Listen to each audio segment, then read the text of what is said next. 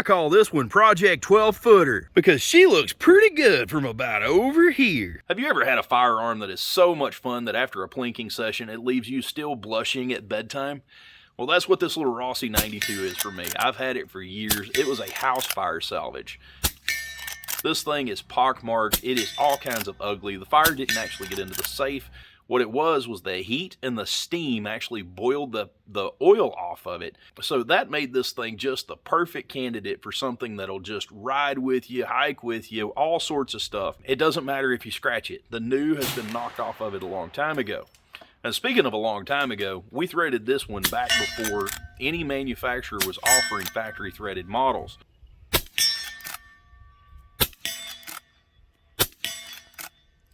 And one for the dirt. So in the contemporary sense, this thing was an early threaded lever because the manufacturers didn't start until a couple of years back. This was my gateway lever action. I have since gone on and gotten the Marlin Dark 336, the Space Cowboy. I've gotten the Henry X 4570. That thing's freaking wicked. I've got a video coming up on it soon. I've taken the Henry Big Boy case-colored octagonal, threaded it with Mark Novak from Anvil Gunsmithing. We did what I think is a knockout job on that thing. It has turned out exactly the way I wanted it to. And of course, I've been shooting the Henry Long Ranger Express. So yeah, this Rossi 92 has really snowballed me into loving the lever stuff. And I know a lot of you guys associate me with the lever stuff because if you look at the videos, I've got just two videos alone on levers that have almost 1 million views combined. So yeah, you guys see me as that lever dude. This Rossi 92 has greatly shaped the channel as to where it is. So let's go ahead and give this thing a look. Now, starting at the muzzle. As stated, this thing was threaded when nobody offered them threaded. Of course, we threaded at 5/8 24. They left me enough room that I didn't have to re-dovetail my front sight, but I did have to flip my barrel band around on the other side of the front sight. So there's the old barrel band groove. Had to make a new barrel band groove and cut the mag tube back. Like I said, this thing looks ugly. I have often thought about Cerakoting it, but I kind of like the character that it has. So yeah, go ahead and leave the comments down below that this thing's ugly and I have Bubba-fied it. I don't care. Of course, we put a Ranger Point Precision rail on here. This is their Rossi rail, and this is one of the shorter rails that I have from Ranger Point Precision, and I like the way it feels. This little rifle has just got a good feel to it. It's my lightest and smallest rifle that I have. Well, smallest and lightest lever action that I have. So this rail gives you mlok slots. You get them all over, and it looks a little like square-ish, but when you put your hands on it, look at that. Thumb lays in, fingers lay in. That right there, to the eye, it doesn't look like it would fit your hand as well as it does, but dude, it works. Of course, they've cut a ton of material out of there to lighten it up. You got that nice little RP logo in it. Now what I've got here, this is an mlok quiver, 6-round quiver from Hoptic. Now this Hoptic is pretty neat. Before you put it on the back of it, you use a Allen set screw to set your tension, and that's what gives you your retention, right? That's what holds it in there. Got a nice little Teflon. But I will say that I am on the Notify Me at Ranger Point Precision. This is April 2022, and they're having a huge demand on their quivers. So Ranger Point has got a 6-round quiver that actually protects the bottom of the bullet. So I actually pulled one of these out the other day, and I had boogered the bullet really well. The Ranger Point Precision has got a shelf that'll keep me from boogering them. So I've got my email entered in the Notify Me when they come in stock. Now, as for optics, this right here is an NOE bullet molds. That is their rail. Now, when you take your factory dovetail off, there are 4 screws that set in under that dovetail. This NOE bullet molds rail comes with the hardware, and you just go ahead and run those screws in there. I use some Loctite to keep it from falling loose. You run those screws in there, and boom, this thing has been solid for a long time. Of course, I mounted the Vortex Spark 2 on here. That is the low mount. That is the 10mm height. You know, you have another one where you can raise it up for an AR and use it to co-witness with irons and whatnot. But that right there on the low, that does pretty good. I still need to build up my cheek just a little bit to be able to see through that perfectly while maintaining a cheek weld. But if I can see the little red dot, I know I am going to drop a projectile right in that red dot. Rossi 92, 6 shots, 3 of them touching.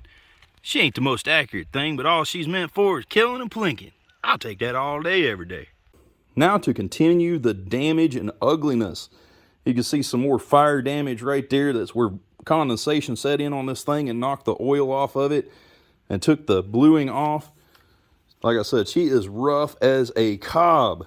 But boy, that's what makes it so fun. Now my next modification is going to be to do away with that safety. That safety right there, it hardly ever gets in the way, but I don't like it. It needs to go away. You know, this being a lever action, okay, not safe, safe. Simply enough. And if you're that worried about it, just don't have one in the chamber. That is really simple. Now, the next thing I did to this was this really nice Ranger Point Precision trigger. That trigger has lightened it up so nicely, and the factory trigger doesn't have those ribs in it. So touching this one, I actually held a factory Rossi the other day, and my fingers didn't feel the ribs. And I said, boy, what's wrong with that thing? And the next thing I added was right here is this quick takedown screw. This quick takedown screw, you can take it down literally. If you have got just a case, you can stick your case in there and give it a twist, toollessly. So if you have to take this thing down to put it in a backpack or something like that, I know my Henry X, I went to fly with it, and I actually had to take the stock off of it so that I could fit it in a case and not pay an oversized fee. So just for simplicity, you take your can off, you take your stock off, and this thing will fit right down in a duffel bag or a backpack or something like that. Now, don't laugh at my wood. That right there was my feeble attempt at mimicking the Marlin Darkwood. We're going to back up. We're going to try that again. But now, as for the all black look of this thing, it fits. I really like the all black look of it. I think the whole beat to pieces theme on this, it just freaking works, man. You know, you can see dents and dings on the optic from where I've used it over the years. Dents and dings on the little carbine. I freaking love this thing. I really did think about Cerakoting it. But I said, no, you just can't cover up all of that use and all of the stories that this thing tells. You know, I've had this thing for a minimum of 8 years, and I just freaking love it. Of course, on the end here, we've got the Silencerco Octane 45. That Silencerco Octane 45 is perfect for this because even when I had the factory buckhorn sights on it, you could see right over the top of it. So you could see what you were aiming at. So that worked out really well. Another thing that I did was I put a swivel stud right here on the wood. I took stainless steel hardware that was painted black. The heads of it are black, and that's square drive. And I took just an mlok to swivel stud adapter. You know, typically what it's meant for is it mounts to your mlok here. So this is nothing but that screwed straight to the wood. Just as simple as you could be. Just run them straight in there. I pre-drilled it, of course, but just ran them straight in and boom. This thing right here carries really nicely. And of course, right there on the rail, you see it's been slowing quite a bit. It's wearing through the anodizing. That just adds to the character and just verifies that I have used this thing. So now the only problem that I have with this Rossi is the 1 in 38 twist. That is pretty much the reason that we went ahead and built the Henry. Well, I mean, you know, the Henry case colored 44, that thing just has this class about it. I like that much better. But it also offers a 1 in 20 twist barrel.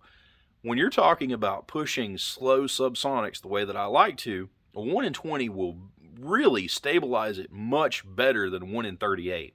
So for those of you that don't know, you get one turn in 20 inches with the Henry. So as that bullet is coming down the barrel, it'll get one turn in that 20 inches. So as that bullet is flying through the air, the spin that's on it stabilizes it. Now the Rossi, being 1 in 38, it is one turn in 38 inches, and that barrel is a 16-inch barrel. So you don't even get a full turn out of that thing as it exits the barrel. So stabilizing heavier subsonics is not this one's forte. I limit this one about the 240 grain mark, whereas with the Henry, I'm going to go ahead and start pushing it. We've got some of the Trex 275 grains. I'm going to start pushing it with that because I know I can probably stabilize that better than I can with the Rossi. And now with this one being threaded and that slow twist rate too, before you put your can on there, if you start a new load, definitely leave the suppressor off of it. Make sure that once you shoot it, that the bullets are going straight through the paper.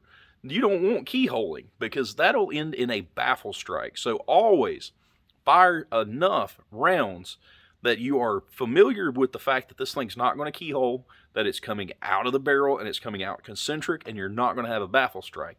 If you have a baffle strike, you're going to have a bad day. Even if you have warranty, you're going to have to mail this thing off. They're going to be like, yeah, we only warranty stupid once and blah, blah, blah. And, you know, you don't want to be without it for that week or two. Even if it's a fast turnaround, you don't want to be without your can. I enjoy shooting with a can, and it's just a great deal of fun. And if you were to take them away, I'd probably feel naked for a couple days. Now, really quickly, if I can, I'd like to point you down to the Linktree links down below. They're all vetted companies, and if you go do your shopping there, I get a small kickback. Some of them save you a little bit of money. Others give me a small kickback. So if you want to support the channel by literally not spending anything you aren't already spending when you get your gear, your camouflage, your scopes, whatever, if you'll visit those links down below, that'll help the channel a great deal. I hope you've enjoyed the video, and if you have, please consider subscribing, smash that thumbs up, leave me an awesome comment. I hope to see you guys in the comment section. But until next video, y'all have a wonderful day. I love you, and I love my ugly duck Rossi.